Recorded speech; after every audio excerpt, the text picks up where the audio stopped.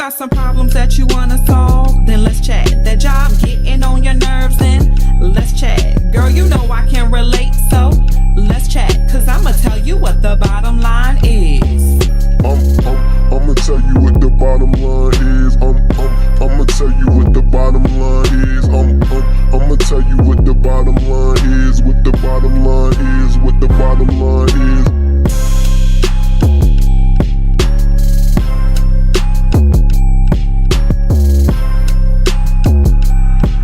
I'ma tell you what the bottom line is.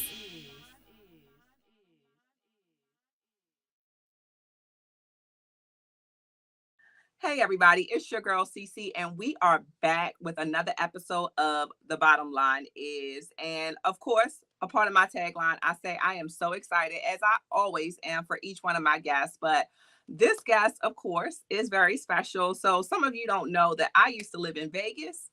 And I was living in Vegas right before COVID started and during COVID. And so during that time, I didn't get a chance to go out and network. And, it was hard transitioning and moving from home. So I had my small little group of friends. And I'm so happy that one of those friends, we are still friends. She is here today to support, and she is doing some big things, which you're going to be hearing about. And I have Dr. Briana Whiteside. Clap, clap, clap, clap. Yes. So I am so happy to have her, and I'm going to let her go ahead and give a formal introduction of herself. Bree? All right, so I am Briana Whiteside, or you can just call me Bree. From Chicago, lived various places, and I'm a former college professor, and that's where Sierra and I met. Well, when I was a professor, and I left that career to kind of just step out into entrepreneurship. And I have been doing trading and content creation. So anybody who's wondering if they should take the leap and if you have the know-how to do so, I always encourage people to go ahead and bet on yourself. So that's just me in a nutshell. Yes, and she means that. Take that leap, because her and all of my friends have told me several times in many ways, y'all, to take the leap. So if you're watching, tell me what leap you're going to be taking, because I'm going to be taking it with you. So today's topic is loving yourself before the relationship comes. And just a little backstory on this and why it came to be. So many of us, or I've heard so many stories of people, and not saying that that's us. I'm just saying that that's why we have this topic today, so we can share it with you and provide our expertise on that. But I see that so many people bounce from relationship to relationship to relationship, and they, one, don't take the time to debrief, relax, digress, and just build or do some self-reflection, especially if the relationship was traumatizing or whatever the case is. And I know for me, during my last long relationship of 5 years, I had to do that before I wanted to even put myself out there, because I knew it would not be fair to the next person to bring that baggage into this new relationship. So that's what we're going to be talking about a little bit today. So, Brie, I don't know if you want to give a little backstory of your relationship history before we kind of get into it, just so, everybody knows where you're coming from. Yeah, so I've always been the relationship girl.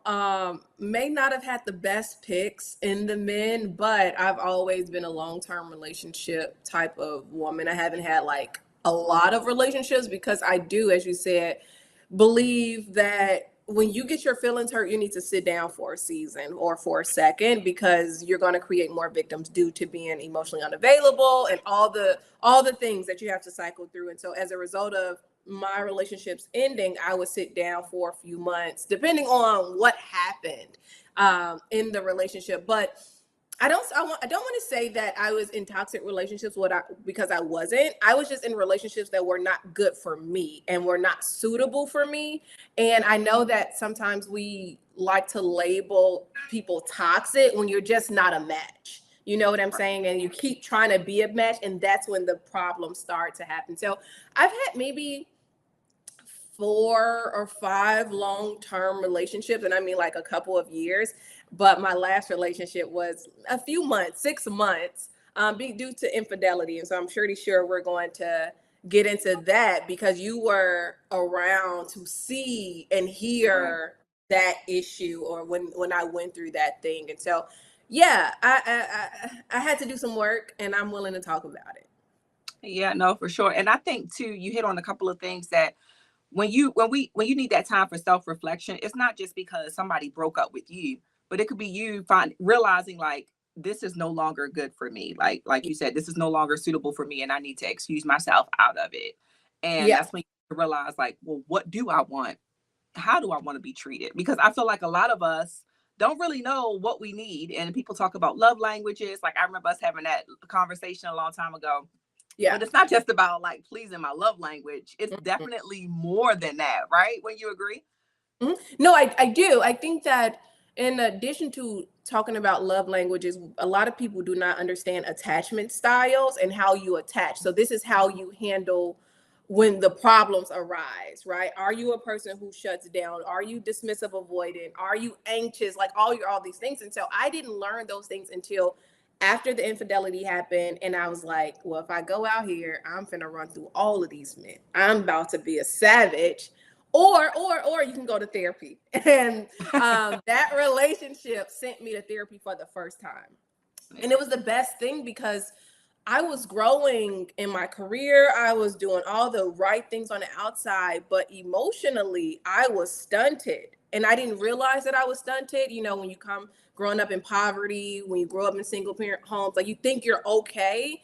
And then you get into a relationship and people start hitting those buttons that you don't know are there and you respond. And a lot of the things that I learned about myself were low level things. Like I wouldn't have been able to identify them without going to therapy. And so, yeah, I had to go to therapy. And and it was hard because in therapy, you have to face yourself. Right. And I'm glad you said that because I think people are afraid of that or they think about therapy just as like mental health, Yeah. instead of really realizing like, no, like you might not have nothing going on, but that's fine. You still need to talk to someone, have that, safe space to be able to vent and share things that you may not share with your bestest of friends, right?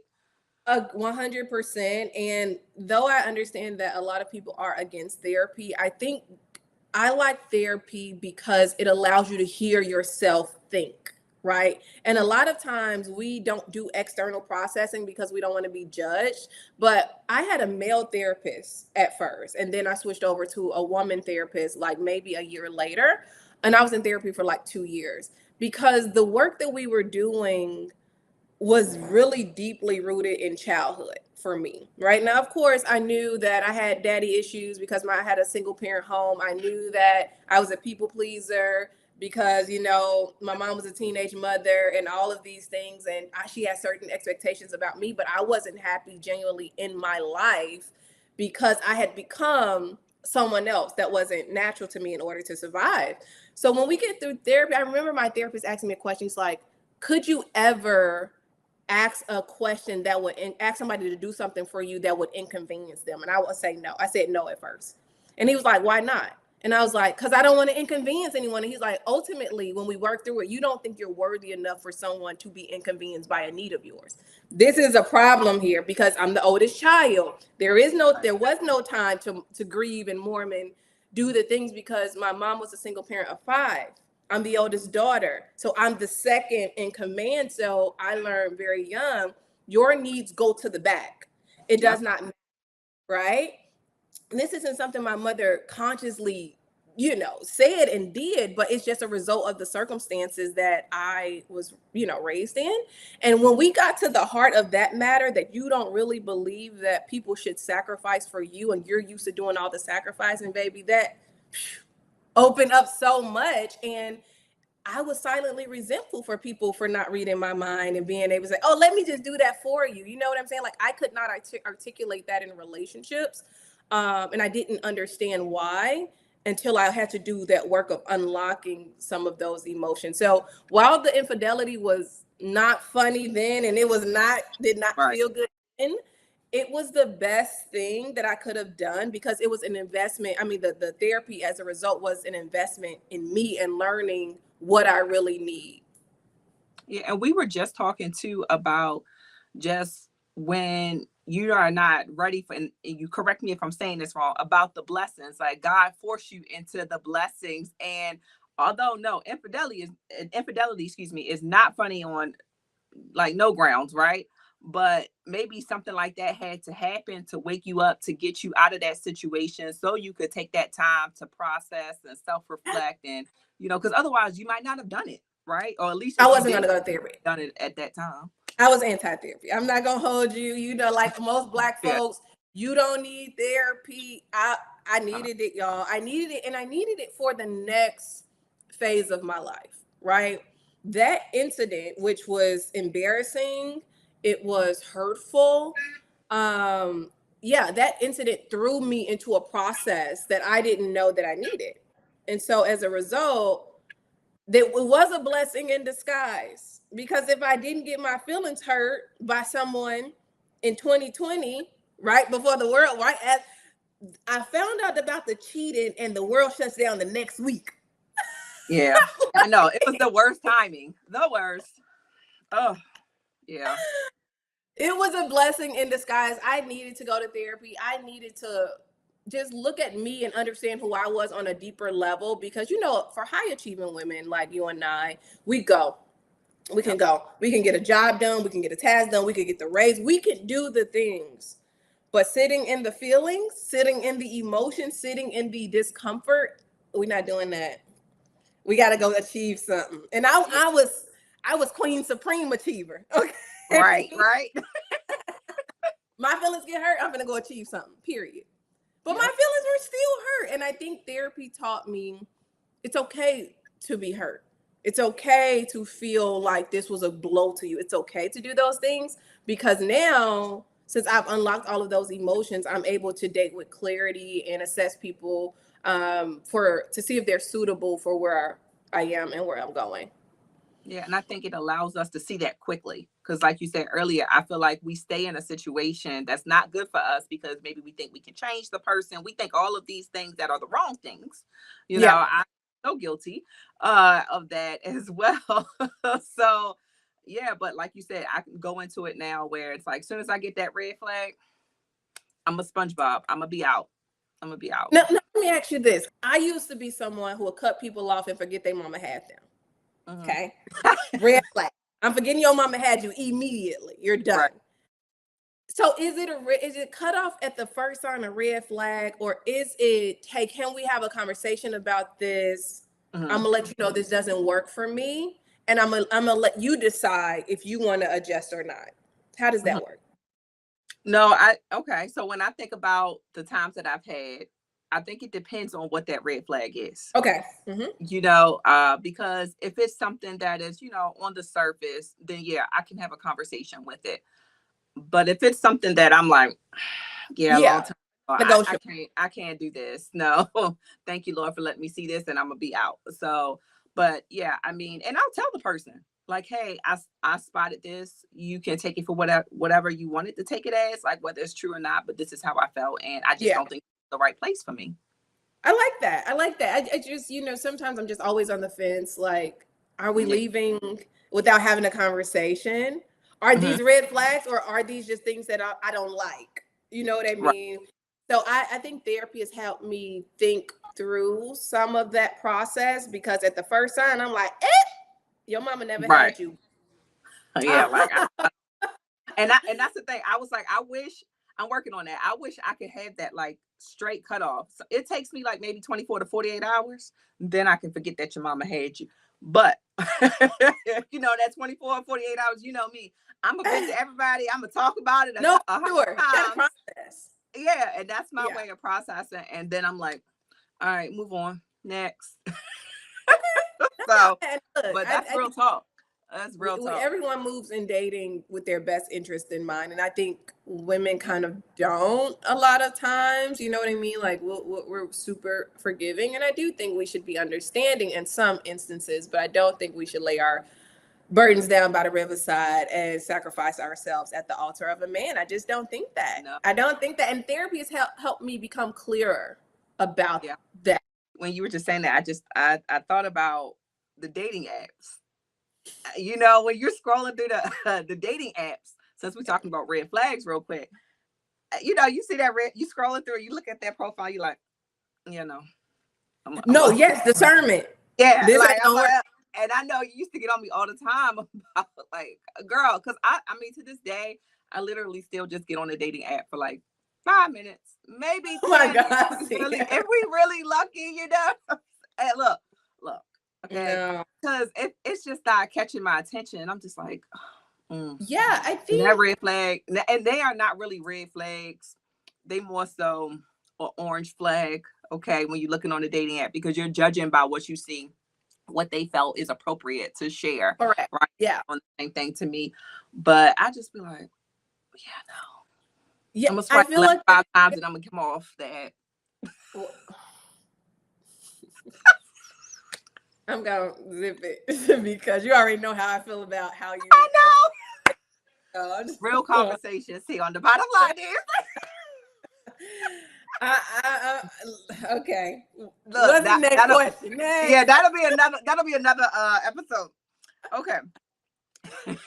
what self-love, what does self-love, I can't even talk now, what does self-love really mean beyond social media? Because now we are people that we are so into social media that just takes over our life. I mean, I don't even want to look at my screen time. Yeah.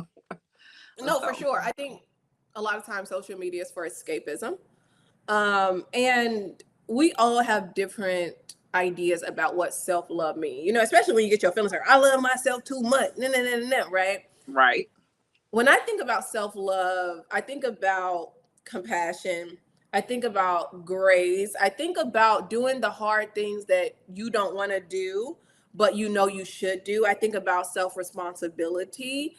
I think about purpose, right? Because I am a Christian. So I think about you living your life to the standard by which you were created and not apologizing for who you were created to be and how you're wired. And, you know, I recently had a conversation with someone that I'm seeing, and I was like, hey, this type of, and we were discussing certain things, we're night and day, but I'm like, I need you to come into my world, right? It's easy for us to do the surface level things, but this is super important to me. I'm not willing to change this because this is how I'm wired, and I would like you to respect it and accommodate it. Therapy helped me with that.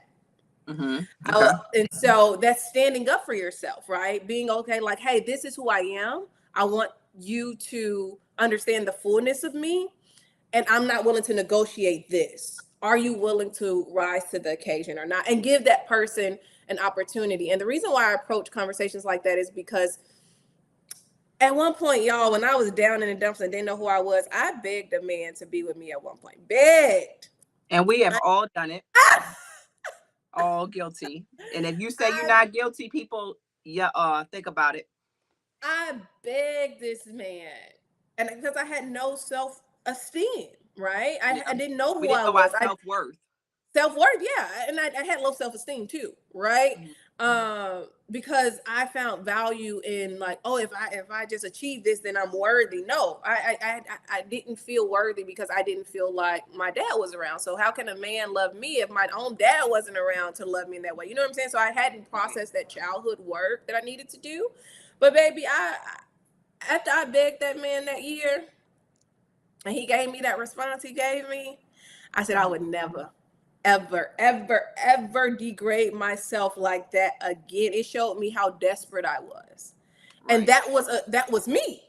I had to sit with that, and I had to work through that. And I said, you will never get there again.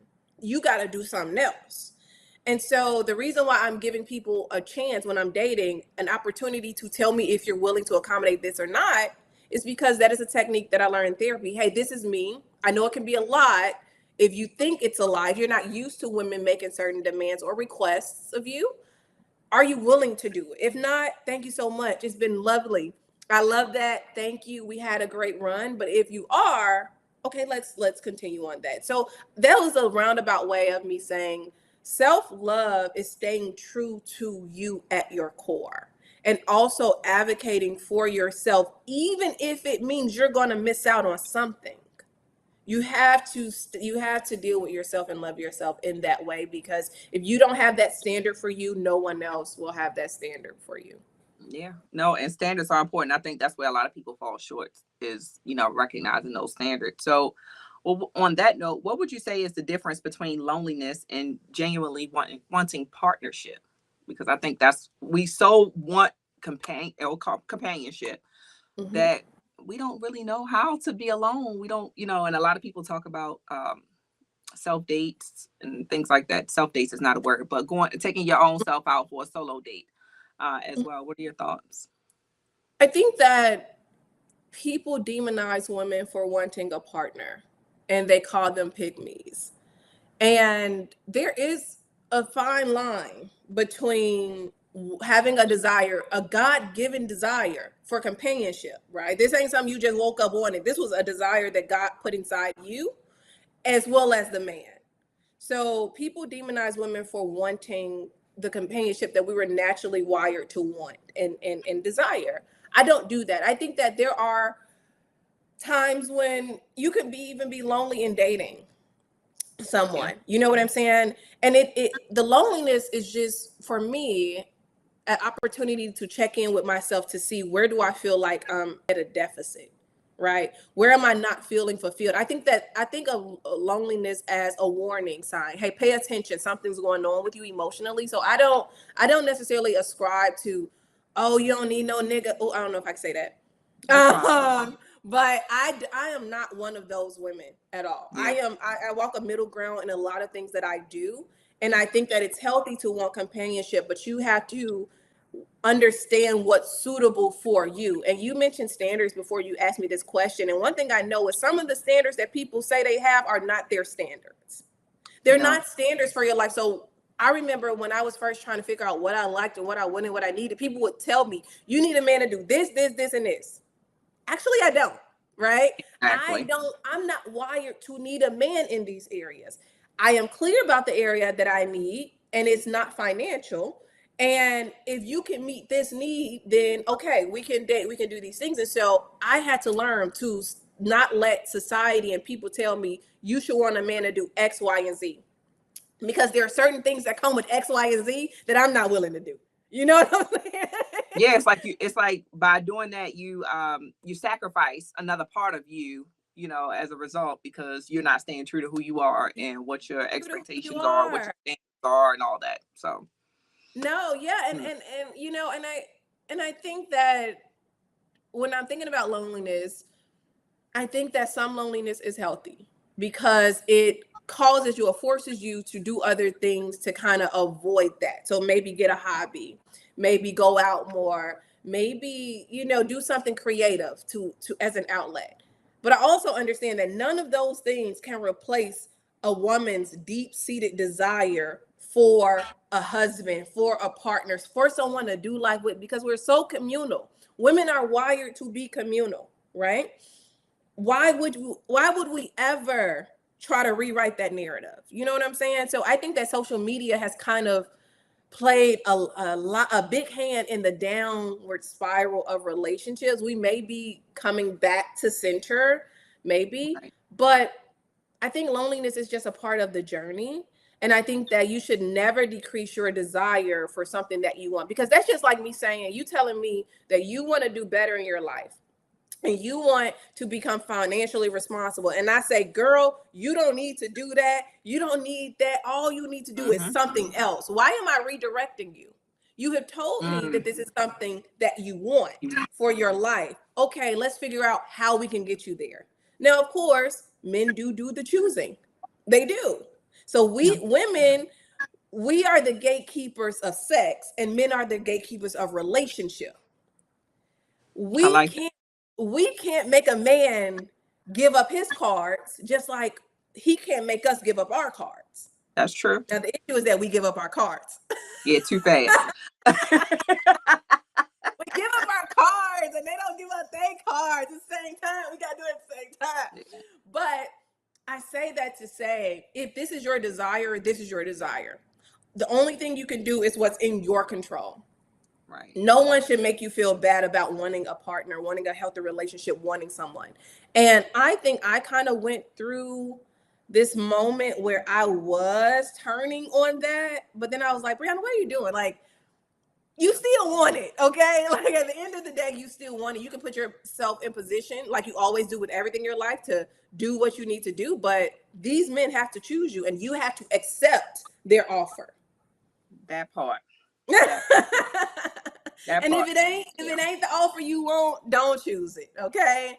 But if it is, Yeah. go for it. And you would have to do some work with them, and they would have to do some work with you. But we all gotta do work, you know? Yeah, and that leads into, emotional maturity, and again, choosing yourself first. And not everybody is emotionally mature, right? Oh, Yeah. So, I don't know what it took for you to get there, but I think that again, people got to spend time with themselves to understand who they are, and what they want and what they are actually ready for, and what not, and not what society is telling them that they are ready for. But oh my gosh, emotional maturity. I was the queen of shutdown. The queen of shutdown.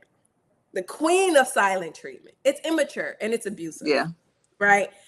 And this because I didn't have language. I did not have language. That goes back to therapy. I needed to unlock my ability to understand what I was feeling. I didn't know what I was feeling. I thought I was just mad. No, you're actually disappointed, or you're sad, or you know what I'm saying? I didn't have language right. for these things. And I was not always emotionally mature, even though I claimed that, I'm good, I'm gonna. No, you weren't.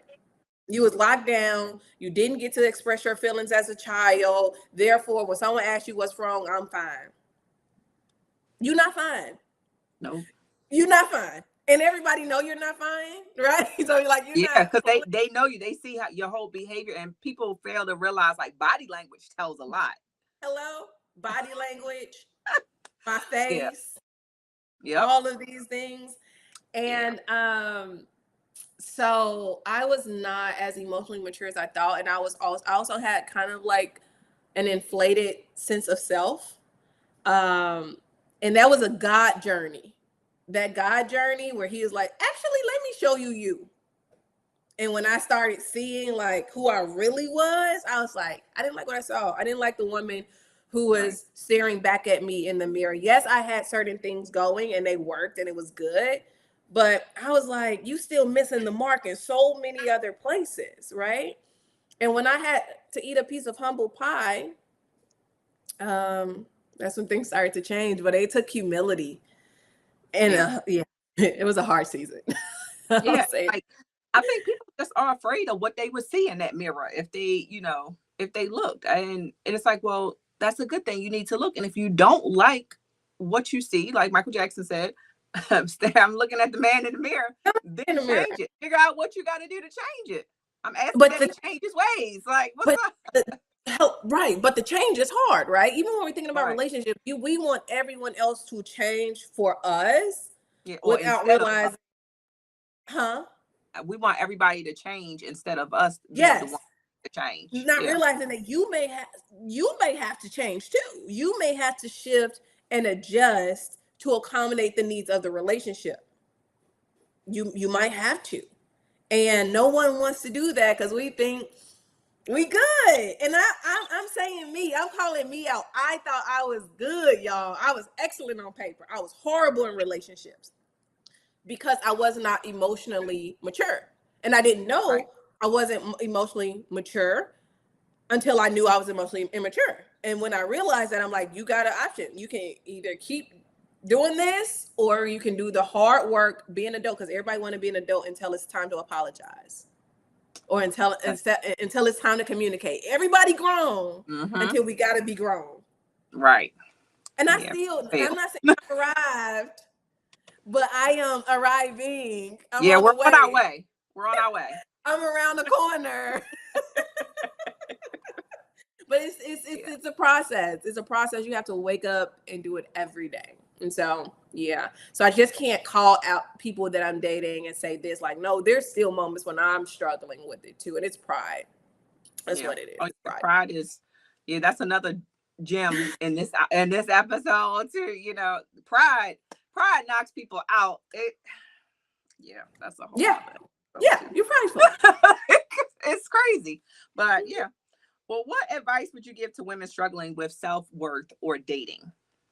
Okay, so I'm gonna approach it two different ways. I'm gonna approach self-worth and dating.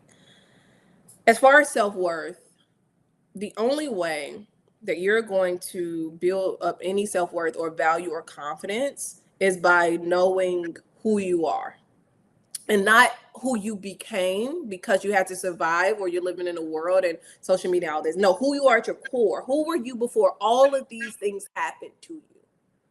That requires a lot of undoing. No one likes to be undone, including me, Right. right? You're going to cry. It's going to hurt. It's going to feel unfair, but it's going to be some of the best work you've done because we don't realize how bogged down we have been as a result of lifing. So if you're struggling with self-worth, you have to begin. I'm not going to say date yourself. I'm going to say check in with yourself emotionally. Why do you feel like this? Who taught you that? Try to see if you can go back in your mind to figure out when you stop believing in yourself. And this is for people who won't take the risk.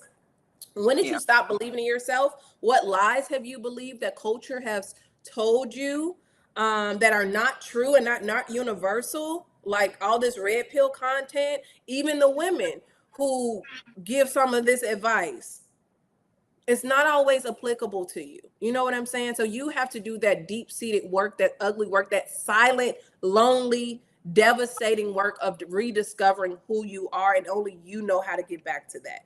You may have to cut people off. You may have to go to therapy. You may have to do it in the gym. You may have to step outside of your comfort zone to really understand, do I not like this? Or have I been conditioned not to like this? You know what I'm saying? And I had to do that even on my own journey of figuring out if I wanted children. Do I want children? Or was I told that I should want children? You know what I'm saying? Like, I'm trying to figure it out, and I really don't know. But yeah, so self-worth, that type of work is going to be on an individual level, and it's going to be unique to your journey. But also understand that at the end of the day, you are valuable, you are worthy, I'm not going to say just the way you are valuable just the way you are, but you cannot say that you're worthy of certain things just the way you are. You can't say that, right? So be brave and dump the stuff. Someone who's struggling in dating. Here's what I'll say. Because it's a complex topic, right? Because struggles are different. Everyone struggles with something different.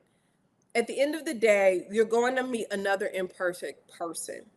And you're going to meet this person with their own history, with their own trauma, with their own values, with all this stuff behind them. And I'm 36. So we're in our high 30s, upper 40s, right? I mean, lower 40s. You're meeting someone who has lived this way for their whole life. Okay? Just like you have. Right. You get to decide, is this person valuable? And they may come to you in raw materials. And I'm not saying build a man. Don't hear what I'm not saying, because I'm not saying that. I am saying that sometimes the things that you want may not be at the surface like other things are, right? And so you have to say, what type of work am I willing to do with this person? Because we got to do work with everybody. You know what I'm saying? Right. What type of work am I willing to do, and not just cut people off at the first, I don't like it. I ain't like his shoes, pop the balloon. Come on, y'all. Oh Please. God, yeah. I don't like his shoe. Oh, he had a stain on his shirt. Pop the balloon. Like, you don't know. You know what I'm saying? So yeah, you don't know what you're missing out on. You judging a book by its cover. So I have judged books incorrectly for a lot, good and bad. Me too. And it's like, that could have just been a bad day. Yeah. Or this person could have, you never know what someone's going through. You know what I'm saying? But we become this super superficial thing. It's like, only thing that I see is on the surface, but that's not true. Because sometimes you can buy a flower. This flower isn't open. But you have to give it time to blossom and open up, right? But at the first glance, someone can say that's not a valuable flower because it's closed off.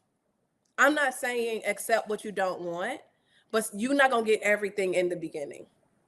Some people got to get comfortable. And I had to be okay with that because I'm a more open person. Now that I've done the work, I'm more open.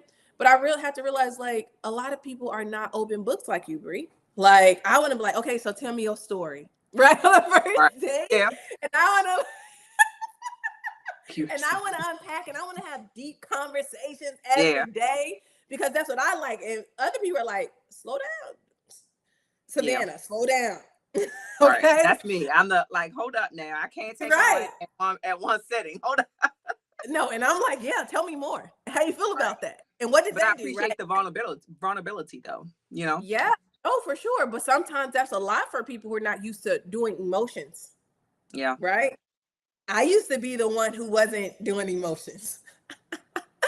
But you know, I think that when we're dating, we have to not stop being so superficial and then understand that you're going to have to work as a partner or a teammate with somebody. You get to decide what type of team you want to be on. Just because he's not paying $11 for a first date does not mean this man does not like you or he's not worthy. I'm not telling you to go to McDonald's unless you like McDonald's. Right. But I am saying in the economy that we're in, and I'm only saying this because I'm a financial girl, right? It got to make Right. sense, Right. right? So my approach to dating, because you know my journey of getting out of consumer debt and building this, and now I'm purchasing a brand new car in cash. Like, I'm very economical. So my approach to money is going to be in dating is different than someone else's approach to money and dating, because I would rather you be able to buy me a home than buy me this $200 meal. That's just me. It's just Yeah. me. Because I'm just No, going to I poop that agree. meal out. Exactly. And it's gonna be gone and forgotten about the next day. Like, Hello? so yeah. Hello. Okay. So Yeah. I Give would me rather something that know is that going to last, you know, something that is something going to as last. stability. Yeah. Correct. Right. So I may ruffle some feathers with that.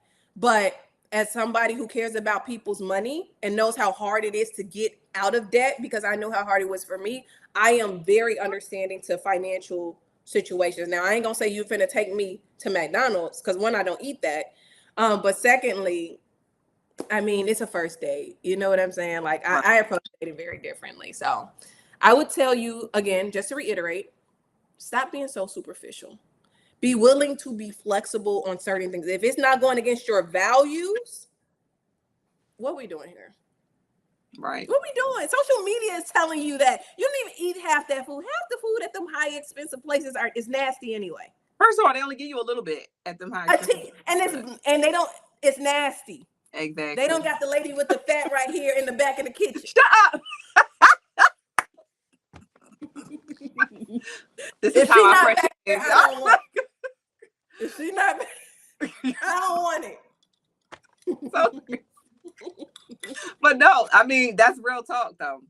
Yeah. And it's like, I don't even need to close out. Normally I sum it all up and say the bottom line is, but you just basically hit on what the bottom line is. Okay? The bottom line, babe, like, it is like at the end of the day, this is what the bottom line is. So you do or you don't.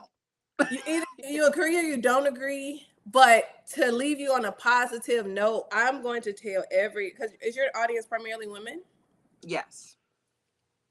Dating before you do the work will look distinctively different than dating after you do the work. You will really get to the bottom line of what is important to you and not what culture and I'm not talking about social media culture. I'm talking about the culture of your family has told you that you should want and desire and need. And sometimes we're dating from a place of need and we don't even know it. Some people date from a place of desperation because they need someone to get them out of a situation. I don't date from that place because I've done so much work emotionally, financially, all the things that I'm like, now I need to understand I probably need a man more so for emotional things, right?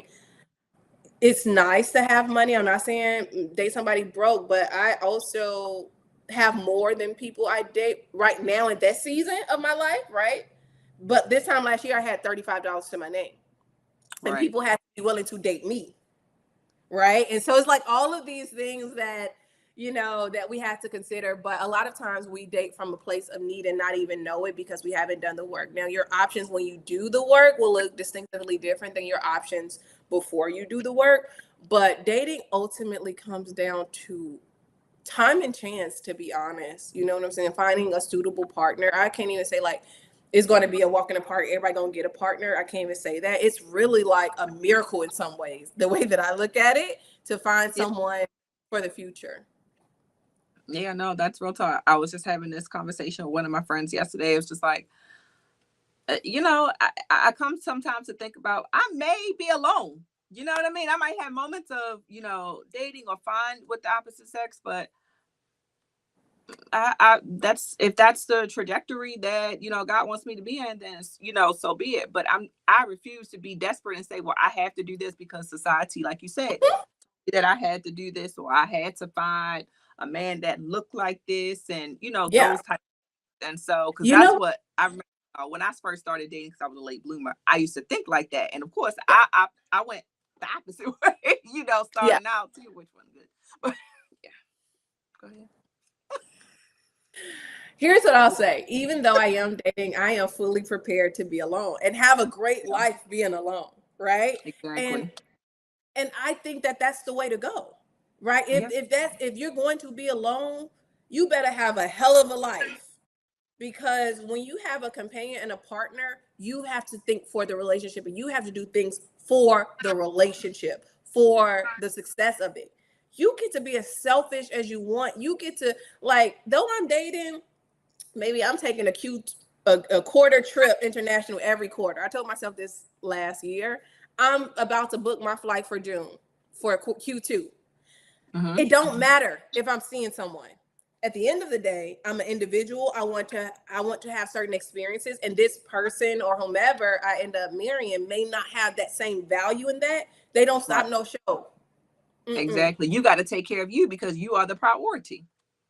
I am the priority. I am still an individual. You can still be an Yep. individual in a relationship. So I think the things that I'm practicing now, and I say single as an unmarried woman, Right. I'm going to live a full life. So even if, and I think at certain age, that's when it turns for us, right? Because I know in my Yeah. early 30s, I was like, oh my God, I'm in panic.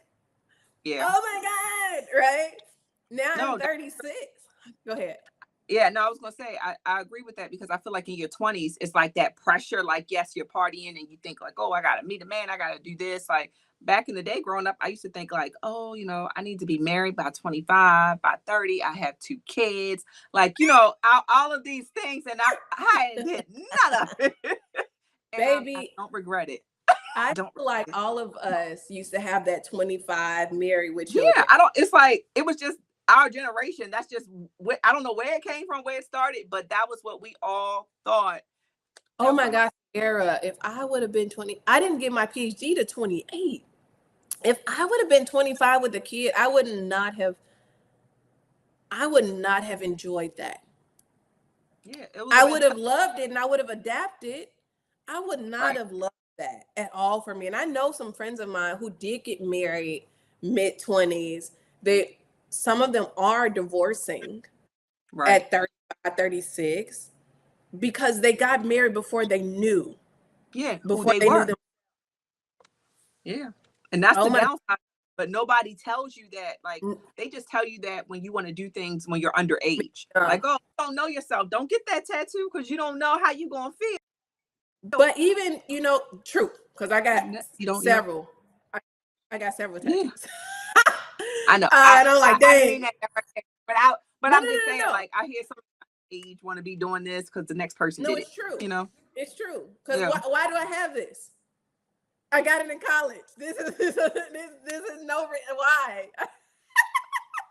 Right? But we gonna rock Right. with it. We gonna rock with Right. it. But I think that what's interesting, and of course I'm a believer, women are told you need to marry young, but the Bible tells the Yeah. men to marry young. Marry the wife of your youth. They're talking to men. They're telling them to love these women young. So women, okay, in the New Testament, get married when certain things are in place and your frontal lobe has developed certain things, but they specifically tell men in the biblical tradition to marry younger. And somehow we have flipped this thing around, and we have been led to believe socially that if you don't marry by a certain age, you're not valuable. And that is a lie. It's not Yeah. true. Women can live longer single than men. Studies have already showed if a spouse dies, the women live longer lives than the men. If you're coming from a Christian tradition, men needed the help, so God created Eve. What are we doing here? So it is my belief that women can live full lives, and be unmarried as a single woman if we choose to. But we don't choose to because some type of social conditioning has told us that we're not valuable if we don't have a man. Since when has a man been the prize? That's true. So what are we doing here? That's what I put on my It tells you profile. a man. What'd you say? I said that's what I put on my dating profile. I said dating me is like winning a prize. That's what I Well, I say. mean, the Bible tells you if a man who finds a wife finds a good thing, not a woman who finds a husband, a man who finds a wife. So Yep. you are the prize no matter what. But somehow we have been taught to believe that we're not. And that comes down to self-worth and self-value. Like, I know who I am. I know what I bring to the table. And it's a lot of invisible resources that women come with. So when people talk about, oh, what do you bring to the table? The men need your essence, your invisible resources, your femininity, your nurturing, your care, your encouragement, the things that money can't buy. They need that. Right. It's an invaluable resource. And so many women overlook that and think that, oh, just because I don't have another girl, you're a woman. You're a woman. There will always be a man looking for a woman, okay? Yep. Cut it out.